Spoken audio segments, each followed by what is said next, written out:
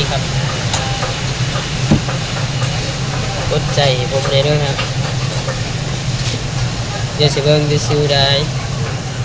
มือไหนก็กดไลค์กดแชร์สแกนจ่ายก็ได้นะครับ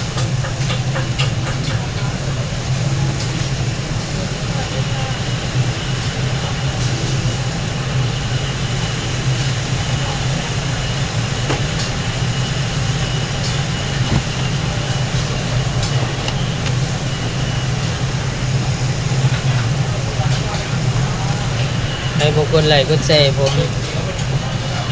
ขอให้เดินกันกับแฟนไร้โสดก็ขอให้โสดตลอดไปอันนี้บ่ได้บังคับให้เด้อครับ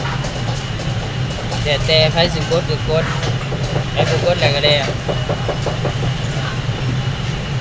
บอกซ้ำนี้แหละครับกดให้แน่บ่เสียภาษีดอกค่ากดได้กดแชร์นั่นก็ได้